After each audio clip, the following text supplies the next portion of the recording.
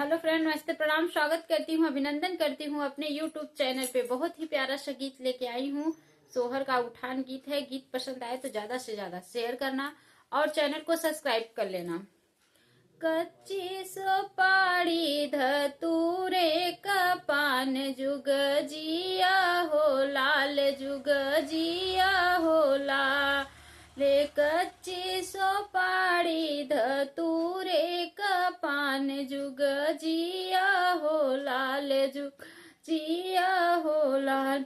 एक बीरा यही सासू के देवई, एक बीरा वही सासू के दे।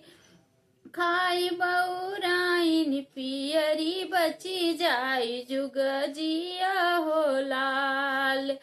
खाई बउराइन पियरी बची जाई, जुग जिया हो लाल। कच्ची सोपारी धतूरे का पान जुग जिया हो लाल। एक वीरा ओही जेठनी के देबई, एक वीरा ओही जेठनी देबई। खाई बउरानी चुनरी बची जाई, जुग जिया हो लाल। खाई बउरानी चुनरी बची जाई, जुग जिया हो लाल। कच्ची सोपारी धतूरे का पान जुग जिया हो लाल।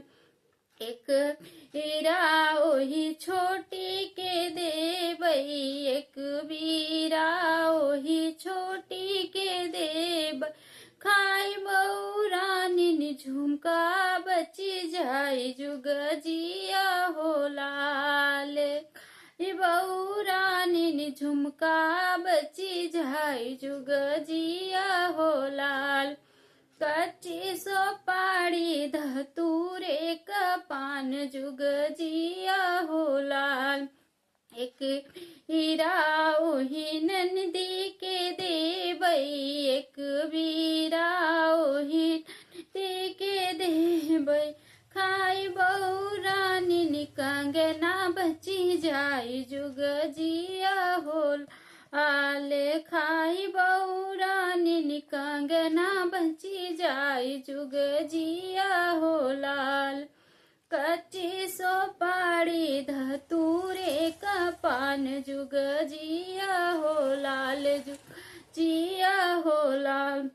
बहुत ही प्यारा सा गीत है। मिलते हैं नेक्स्ट वीडियो में। तब तक के लिए जय श्री कृष्णा, जय श्री राधे। गीत को आप लोग ज्यादा से ज्यादा शेयर करना और चैनल को सब्सक्राइब कर लेना। तब तक के लिए जय श्री कृष्णा, जय श्री राधे।